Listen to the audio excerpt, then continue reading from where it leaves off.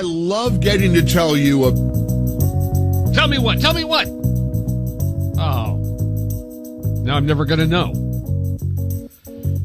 Well, I guess I'll just do traffic then. Accident right now, westbound 80 at Raleigh Boulevard, and another over on eastbound US 50 at Zinfandel. Yes, Rancho Cordova. Speaking of Rancho Cordova, here's a guy who is quite familiar with Rancho Cordova, Dan in Sonoma. Not really, but I am I'm familiar with, we had a good time last night. We were really into the holiday spirit with Halloween last night. Huge credit to my wife, who does a great job decorating. But I wore the same costume I wear every year. In fact, it's the same joke I pull out every year. I dressed as a struggling California business owner. And to my embarrassment, what does that look like? Just my regular work attire. Just regular, yeah. Okay. Yeah, but I got it. But to my embarrassment, I saw dozens of people wearing the same outfit. So, anyway, I'll pull this joke out next year. We weren't even ready with the rim shot. Had to dust it off. The band is in San Mateo. Actually, they're on tour. They're probably jumping as we speak. So anyway, they're doing the 1 o'clock jump. Yeah. Let's do, I don't want to talk about it, but the Republican Congress. What? With all the criticism from Matt Gaetz and his band that got rid of Kevin McCarthy, he took a ton of criticism for all that. But let's look at McCarthy, though. I mean, since, he was House Minority Leader and then Speaker, from my perspective, he's literally fought for nothing. And I don't want to hear about the minutia of all the bills he's got passed. None of them would have seen the light of day. None of them would have been signed. It was politics as usual. I mean, you've got remember all the brave noises he made about defending Donald Trump. And I've just looked at the numbers here. According to a few sources, $113 billion to Ukraine and still counting. I guarantee you this, Sean. Kevin McCarthy would not be fighting for us on any level. He has yet to fight for anything meaningful, and so that's why the trigger was pulled politically to get rid of him.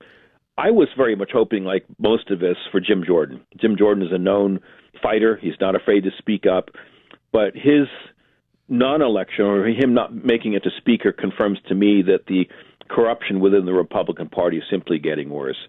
I would have preferred Jordan, but Mike Johnson, at least on the outset, seems to be a better choice than Kevin McCarthy. He does. I'm kind of shocked, though. I would have thought they wouldn't have approved Mike Johnson either. I was shocked that happened. I was.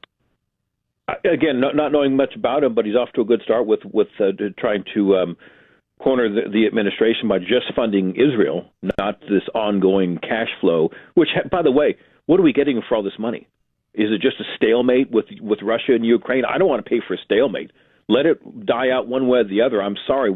It is not our responsibility to do this alone, as I've said from the get-go. In fact, you know what? We've got the presidential debate next week, and for God's sakes, why is it on NBC? What the hell's wrong with Ronna McDaniel, the RNC chair? She's going to screw this up. She is a horrible, horrible person who's got a losing streak like you can't believe. And if we lose, you can blame part of that on her.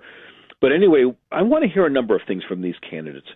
One, if any university or school, and I think I said this yesterday, if they are standing up and promoting Hamas and blaming Israel, if there's any U.S. funding and I think there's a ton of funding that the government sends to these universities, that should come to an end today. But more importantly, if the acceptance of anti-Semitism, racism, and raw brutality, which is what we're seeing, and this is so surreal, how horrid what's going on, what the kind of mindset that people of Hamas are in, if you want to call them people, to burn children alive in an oven, for example, and just all these horrific nightmares. It should be front and center, by the way. If that's being accepted in our universities, I want to see from our candidates, if a Republican does get in, you completely gut the system, if that's what's being taught. Now, if that happens, and because I think a few presidents tried to do this, that's when the long knives and fangs come out from the left. That's their baby. They want to protect what they're teaching our children at all costs. but at least I want to see someone try, because now there's justification to get in there and fire everyone that's been running this thing. Well, what we've done is we've taken our kids, well, now kid, out of public school. And you should. We won't be paying big bucks. Well, we don't have big bucks, but we're not going to pay to send them to a place that's going to teach them that garbage.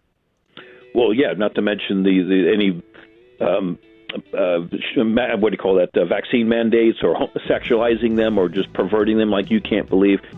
One thing I'd like to see too, by the way, is to have the U.S. pull out of the UN.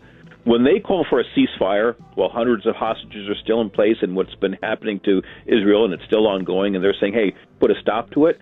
That's all the evidence I need to see how racist and Jew-hating they are. The UN I've never been a fan of the UN. I don't like the UN. It's been years, and and nothing has changed. The UN, I don't want to be in the UN. I do not. But Dan, yes, sir.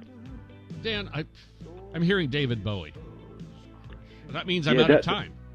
That makes me want to run to the Samtail Bridge. Well, this is a tribute to China Joe. I'm on my way. I can hear no more. I can see spy balloons above my house right now. Oh, I'll play that one next. All right, Dan. Thanks, bud. Have a great day. It is 20 after 7 now. 75. Partly cloudy this afternoon.